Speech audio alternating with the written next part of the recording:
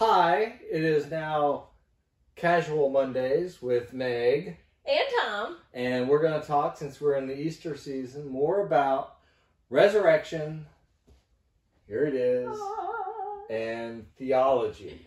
And why resurrection, again, is important in talking about theology. Because it's sort of like its first step.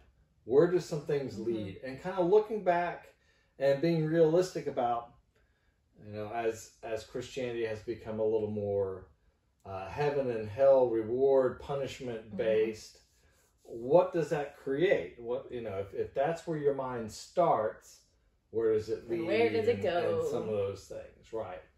So to go back to resurrection, I'm going to take blue. You want to take the.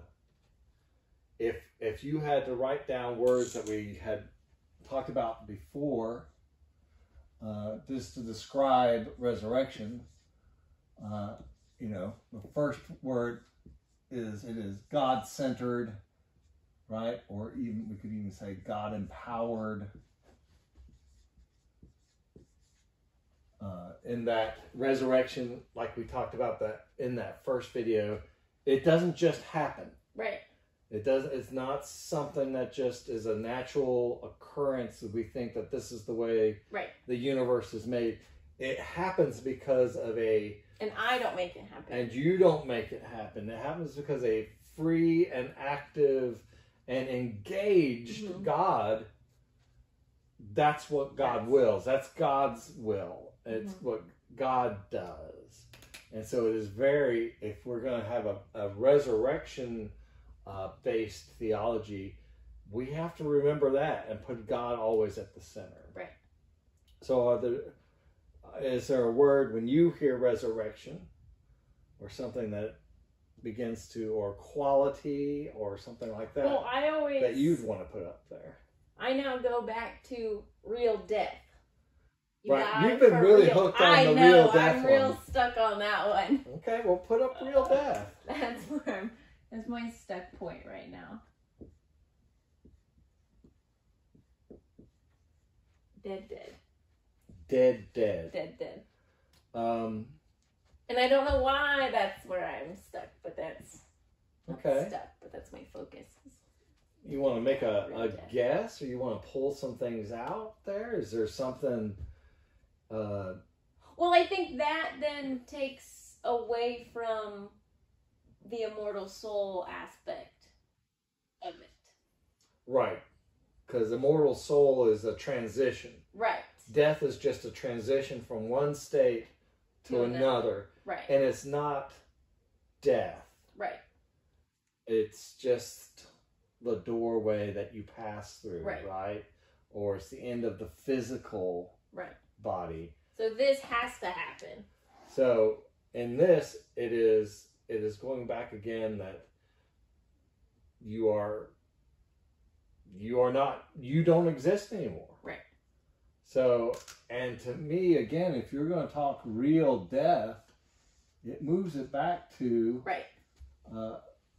very much a God-centered or God-empowered type theology is going to develop from that. It's not necessarily going to be human, because this means if there's real death,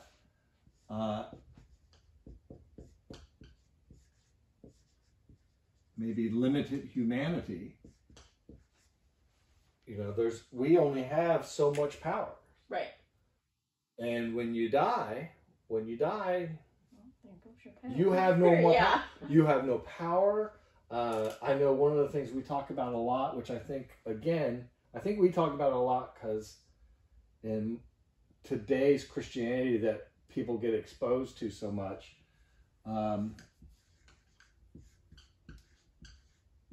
that word control it gets brought up.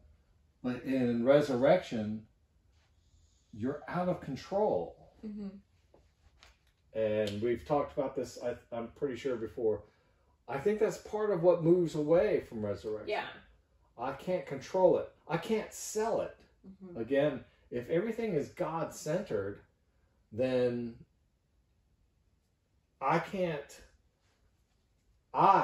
even as a super colossal Presbyterian minister, I can't save you. I can't perform a ritual. Right. I can't baptize you in a certain way and say, "Oh, there's your guarantee." Right. You are now guaranteed of resurrection. Right.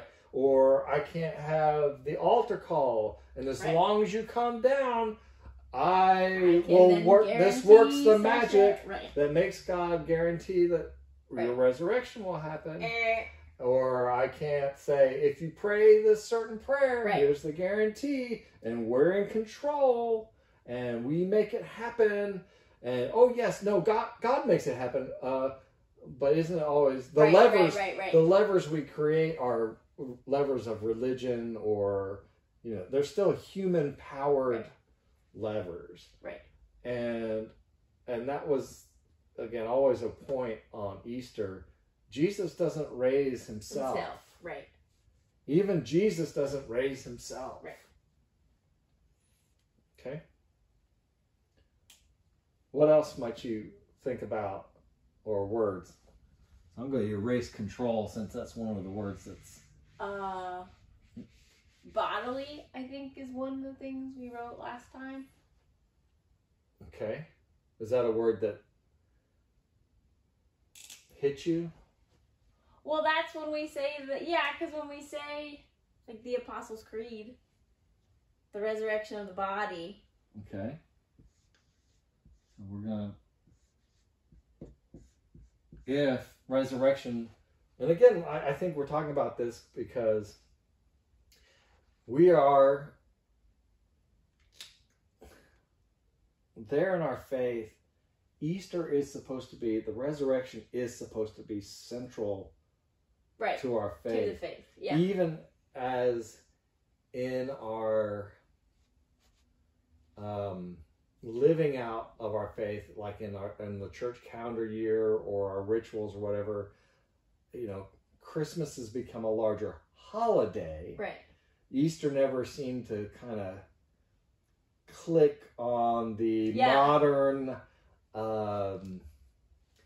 what's the word I'm looking for? Materialism, commercialized. It's not as commercialized as, we celebrate Christmas starting November 1st, or even now it's like the middle of October when things start to show up. It's the Christmas, and it's all tied to buying and this and the giving this and getting and yada yada. It's this whole other thing, and we don't get that. And it's kind of made Easter.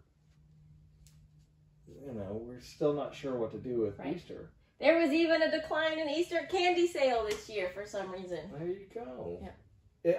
I think again, maybe that's part of the control. Maybe that. I mean, how do I sell resurrection?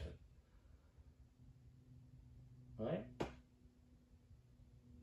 And how much of what is now Christianity, how much of that has become because of what I can sell? Right. What my Christian, as we've got Christian consumer models. Right. What they can consume. Right. Right. So I can sell I can guarantee you a place in the afterlife, or I can hit on your fears. Right. Or I can... Well, you can play on the heaven and hell thing. I can play on all that. These different things. Right. And I can use that. Which I think goes back to control. And I think that's a little element of control. But if I can't make God do what I want God to do, you can't put God in the box. If God is not obedient to me and my religion and if God is not going to serve my doctrines, if God lives outside of my theology, right, and my theology is, it's not the ironclad whatever. Yeah, resurrection. I think that's part of what gets in the way, right, of it. Bodily. If it's bodily, is it temporal? How's that for a word?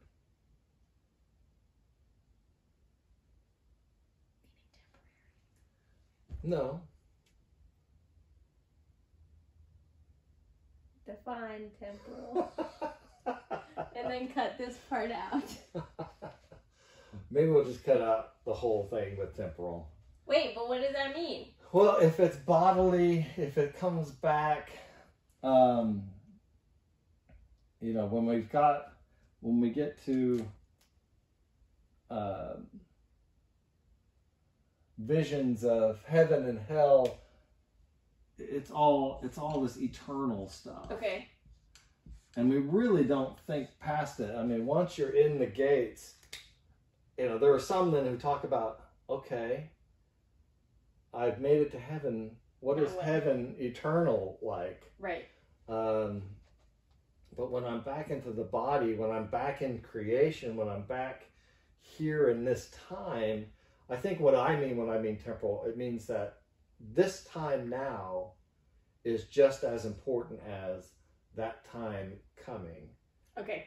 That it isn't a disconnect. Right. Or that this isn't just kind of this isn't the training ground, or this isn't the right. This life, this world, all this stuff matters. Mm-hmm. So much so that resurrection to me also is linked to incarnation, or if we've got God-centered, God-empowered, I might even put, because this is to me what incarnation is God dwelling. Right. So the theology that I might develop is more about the indwelling, or the presence of God and the importance of God in the here and now. Mm-hmm. So end of Revelation ends, even that wild book. Right. The main message is, and what God's trying to get to is, I will finally, it goes all the way back right. to Exodus stuff. Right. I will dwell with you. Right. That's what this is. That's what I've been trying to do this whole time. I just want to, right. I want to be with you right. in this place. Right. So even if we took, the stories of Eden, mm-hmm. and the perfection of Eden is that both God and creation they're walking in the garden together. In the garden together. Right. But it's the together that's right. the important That's the important piece. part. Yeah. Again, when we talk about sin all the time, I always want to remind folks, define sin. When you hear the word sin, think broken relationship. Right. It's missing the mark. Right. Missing the mark. It's a broken relationship. If in the garden, if the best thing about the garden was the togetherness, was the togetherness, if you cast some out of the garden, right. Well, then there's no more. Then that's a story that's kind of, it's talking about now division mm-hmm. and separateness from God. We've and all of trying to overcome sin is trying to get that back together. Right. And so even Revelation ends with the vision of the new heaven and new earth is not necessarily, again, we don't have to be very literal about it. The new right. heaven and new earth is that there's no separation. It's all one. It's all together. It's all, God is with us. Right.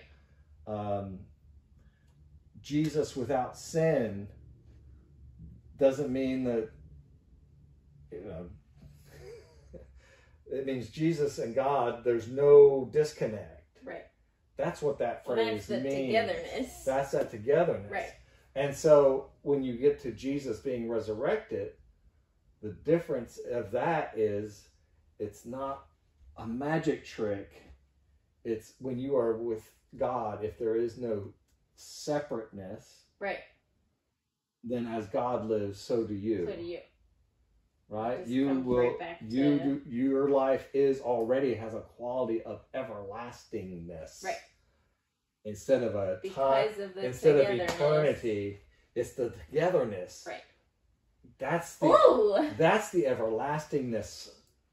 And I don't even know if that's a word. It is now. But that's the quality of life. It doesn't talk about the eternity, or the everlasting doesn't mean it will never have an end. Right. But just like God, you are Which now I think is that together. we're very quick to, like, you hear the word everlasting and immediately it's, without end. Like, that's always It's time. where, right. Yeah, It's it has eternity. to do with time. It's like, all right. You know, are there any watches in heaven? Does heaven have a calendar? Oh, You gosh. know, well, isn't that, and how many people would go, you know, at what point does, anyway. That's a whole No, other- because then that's, yeah. So again, these are qualities when we talk about a certain faith, you know, ideas and theological ideas, that kind of connectedness, the indwelling of God. Right. You know, it's incarnational. It is bodily, meaning it is important. Why is it important? Okay. How is Jesus coming in the ministry that Jesus does? Foreshadow resurrection as he's moving among the crowds and everything. How does that kind of ministry foreshadow the importance of resurrection? It's a question I've never thought about before. Why does Jesus heal people?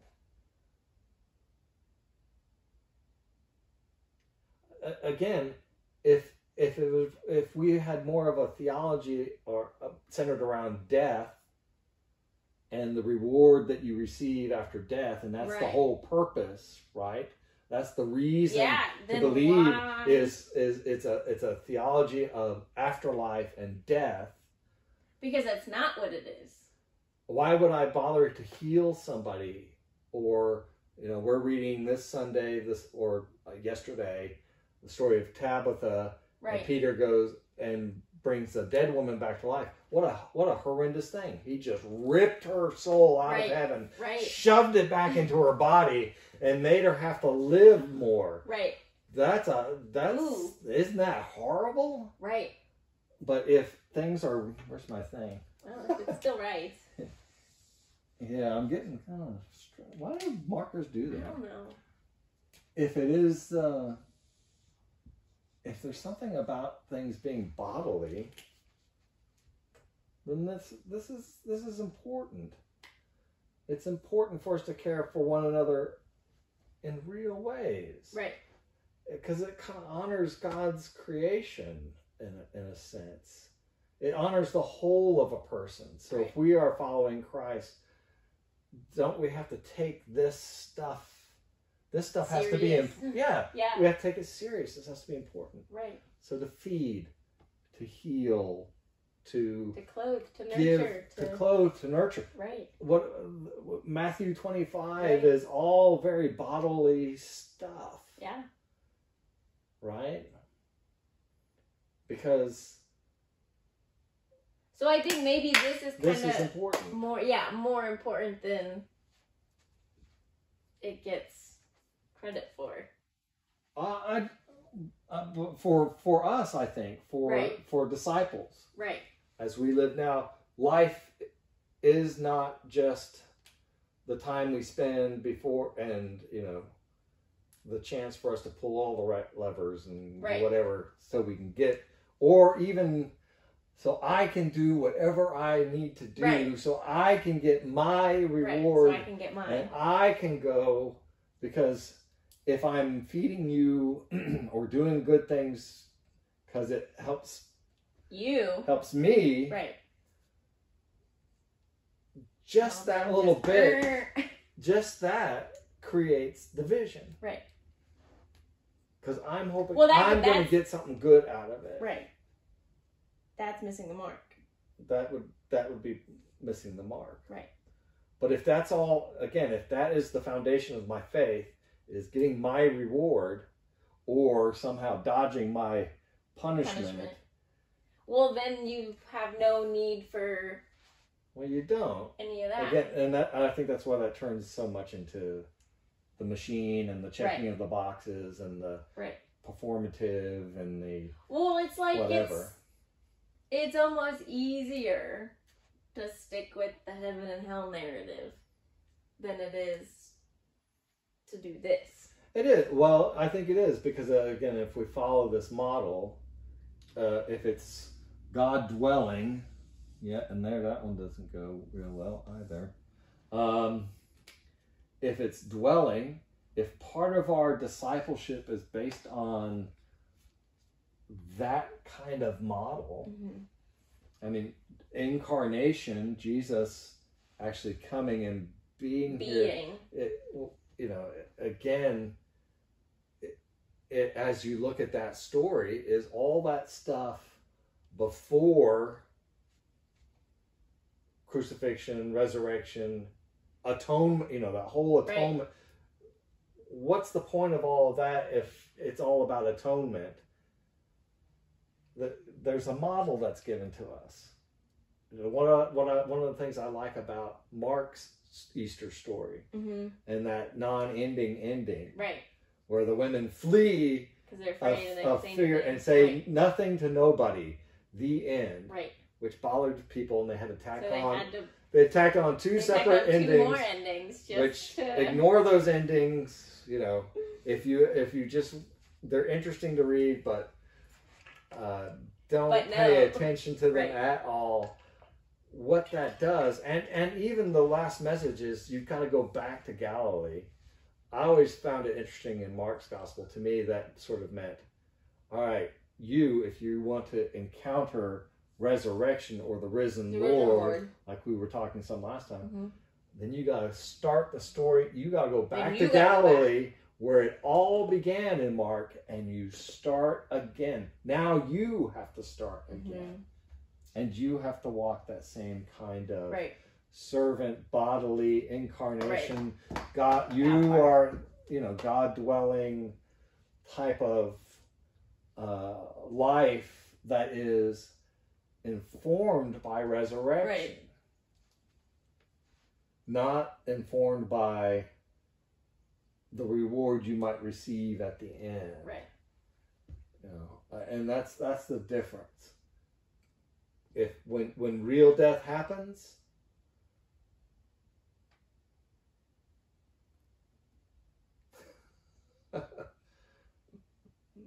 I rely 100% on God. God's in control. And I, for me personally, because of the time I came up, and when I was young in my faith, and the televangelists, and the real selling, and the send us money, and the marketing, and it was all just the worst stuff, and having to find this again, a lot of that was then discovering more resurrection, and trying to, in my faith and my understanding and the way I look and think of things, when I hit that moment, I am lying on my deathbed, the last breath is coming. If I have any consciousness, I hope my last thoughts are, thank you for this life. And what does Jesus say from the cross? Into your hands I commend my spirit. And that's it. That is a full... and if there's more, it's up. That's up to you. This is what was like the prayer you had us do on Sunday. It would have been enough. It would have been enough. If I had this life to live with, and with God with me, and trying to live as Christ lived, then that alone would have been enough. That would have been enough. If I were able to give someone who was truly hungry something to eat, that would have been enough. It's that kind of, I think that this creates a much more humble, because it's not you. You're not in control. You're not in the driver's seat. It's all, you understand your relationship to God. Well, and so maybe this is something for another time, but how do or something just to cut out completely. But how do those of us who are just starting out in this field, how do we reclaim and reteach this better than it was taught to us? I think part of it is daring to stand up and say it. And to remind folks. And be willing, because it will make people upset at you. Right. And sometimes people-pleasing ministers that we are, I'm ready to stir the pot this week, we don't want to make people angry. Right. So sometimes I think we take the easy way out and just kind of we just kind of let it go and don't push it. But what's the or worry about what's the harm? Let's see if I can create a box here a little bit. What's the harm? There you go. What again? Start writing with this one now. We're gonna keep moving through. And we talked about this before. What have we seen has been the harm of immortal soul Christian theology? Again, it's been very reward based. Right. If reward based, that means it is self-centered. How many times do I have the conversation of could it truly be heaven if for all eternity your child is usually the best one. Right. That your child is suffering in torment, eternal torment in hell. And it's amazing the callous answers I can get back on that. Where people go, well, if that's what... But it's almost like, again, I got my reward. Right. Or that's the other thing of... Well, yeah, if you could give your reward, if you could give your reward to somebody, would you? And then I always get, well, you can't do that. So that's a but what kind of spirit is, what does this create? Right. Again, we talked about, I think we see this. I mean, that control is such a big word. Right. As to now, how does it get meted? How does your reward? Who controls your reward? Right. How is this reward given? Who's in charge here? Right. So it can create a. How do I want to put that? Let's call it. It's called the tyranny of approved goodness. Oh, wow. Right? I'm defining now, and we laugh about the Pharisees, and we did that too. I'm defining now what the proper levels and acts of goodness are. Again, control that gets you your reward. Right. And if you don't do these approved acts of goodness, you are automatically out. Again, God has no role in any of that. But the answer would be, yes, but God created. This is the way God created it. Right. And God made it to be this way. And so God made a system now. But God is not active in the system. God is, apart from the system. Right. But any type because then that gets rid of all of this. Right. So you can't have grace without an active, loving, participating, invested God.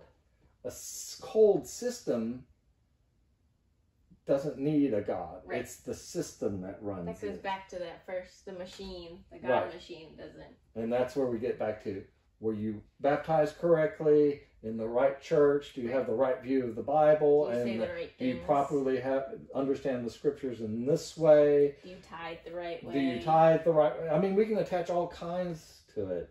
Well, I'm sorry, Meg, but you wear pants too much, and you cannot go to. I mean, right? No, it's the real deal. It becomes foolishness, right.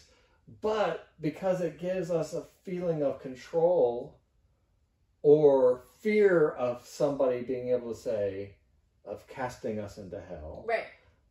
We kind of will start going along. I mean, right. This is. What do we see today? We see autocratic, right?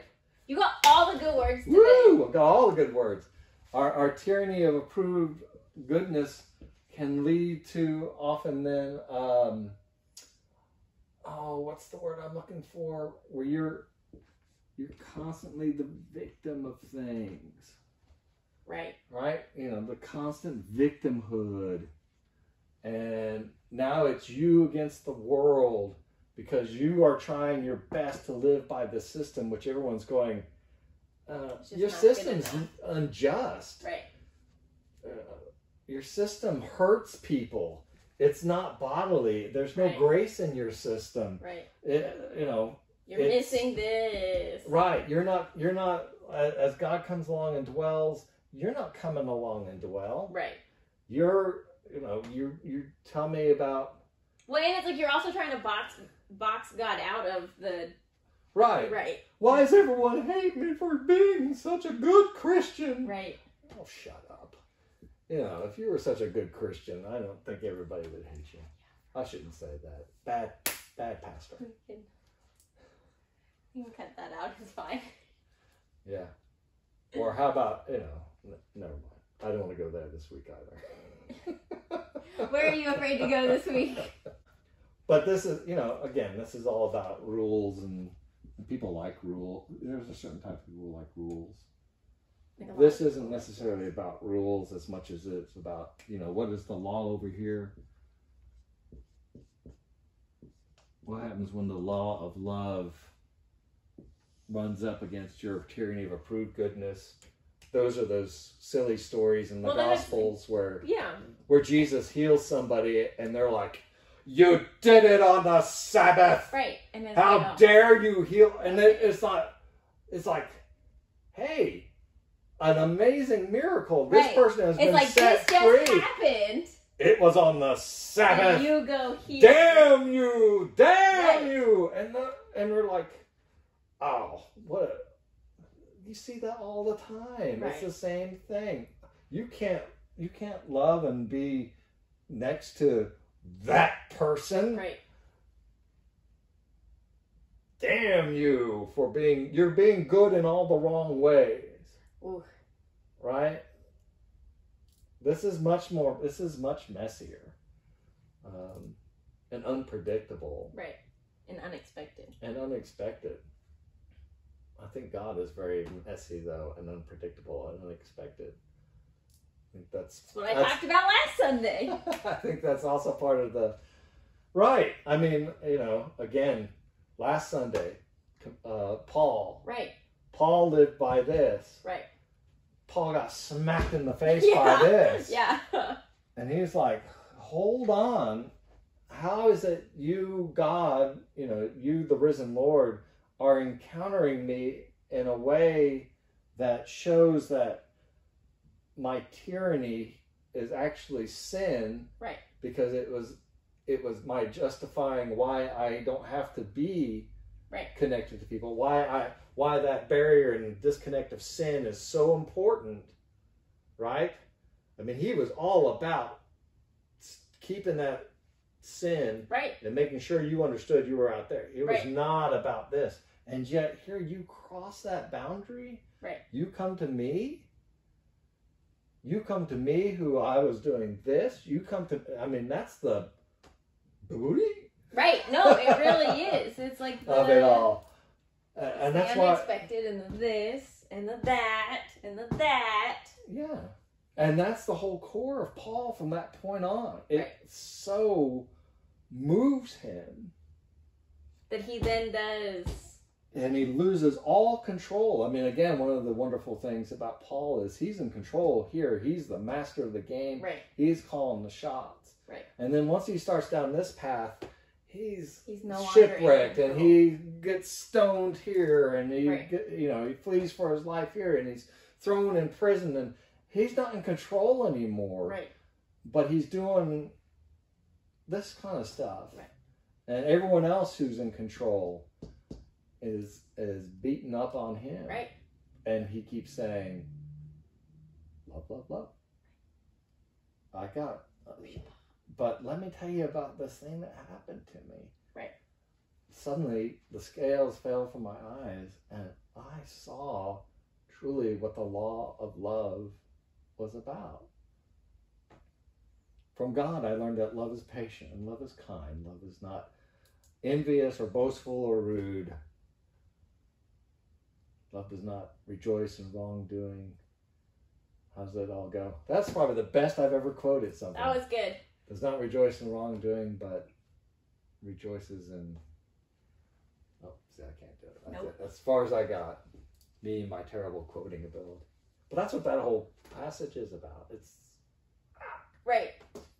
So, to me, you get to this stuff with resurrection. This is one of the reasons why resurrection is more important. And with this, you create this sort of dead-end box. This, right. to me, again, is... all this does is create the Pharisaic model. Mm-hmm. That's in the Gospels. That's what we're supposed to stay away from. But right. this just puts you right back in it. Right. You just replace one set of rules for another set of rules. Right. One set of laws for another set of laws. One set of boxes. One set of boxes for another set of boxes. And this is about being in the moment and mm-hmm. connecting with people and all the wrong people.